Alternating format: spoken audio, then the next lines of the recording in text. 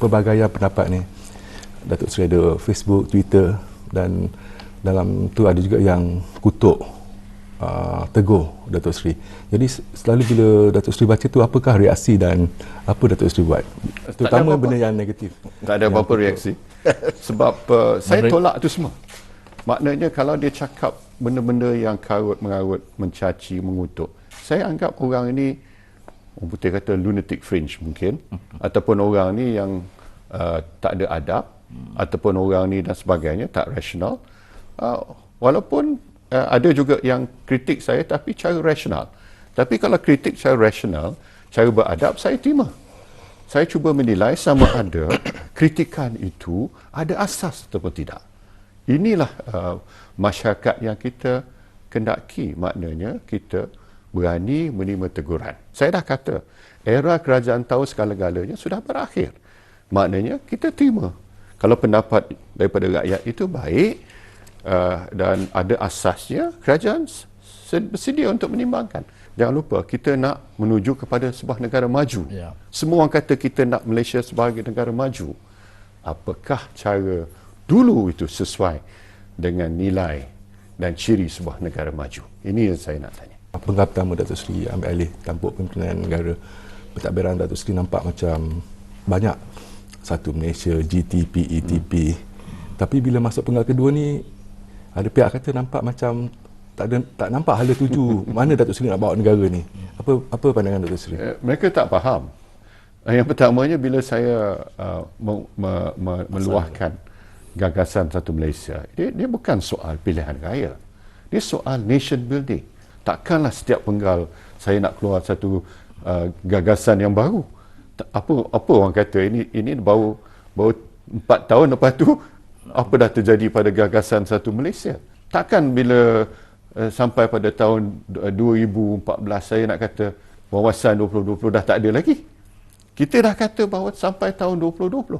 Jadi maknanya dengan komitmen, dengan sokongan diberikan kepada saya dalam penggal kedua ni, saya akan teruskan sehingga wawasan 2020 tercapai. Kita balik kampung, orang kampung akan tanya, saya akan kena tak GST? Padahal kita dah sebut ikan tak akan naik, harga tepung tak akan naik, harga minyak. Tapi mengapa mereka takut, Datuk Seri? Takut dengan perkataan GST ni? Sebab ada orang yang memomok pada mereka bahawa ini satu bebanan pada rakyat. Ini satu cukai tambahan pada rakyat dan sebagainya. Jadi kita kena teruskan, tingkatkan penjelasan kita dan juga keberkesanan penjelasan kita kepada rakyat. Betul ke Datuk Seri? Orang kata kerajaan buat GST ni pasal kerajaan dah tak ada duit. Dan tujuan buat dia pun bila dah ada duit pula nanti untuk bolehkan kerajaan boros belanja. Dah, ini bukan soal kerajaan tak ada duit. Ini ialah untuk menstabilkan punca hasil untuk negara. Jadi bila kita punya hasil bertambah, kita dapat mengurangkan defisit negara, penarafan Malaysia akan bertambah dan kita ada kemampuan yang lebih untuk melaksanakan pelbagai projek dan perkhidmatan kepada rakyat, satu. Kedua, kita boleh jaga juga kebajikan pejabat-pejabat awam dan sebagainya. Parti yang Datuk Seri wakili memang naik kursi, tapi tetap pada bukan mandat 2/3. Dalam era yang di mana keterbukaan, kepelbagaian, dengan cabaran-cabaran untuk membawa negara ke tahap yang lebih maju. Jadi terlalu banyak masalah saya lihat. Kalau saya tak sanggup jadi Perdana Menteri.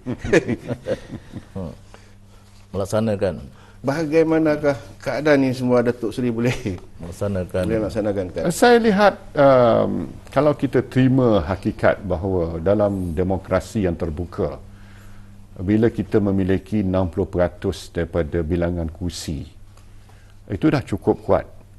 Umpamanya di UK kerajaan konservatif tak dapat majoriti, dia terpaksa berkongsi dengan liberal bahawa boleh ditubuh kerajaan, tapi dia masih mampu mentadbir negara.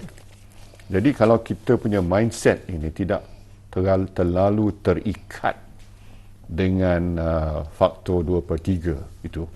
Seolah-olah 2/3 itu kayu pengukur yang muktamad.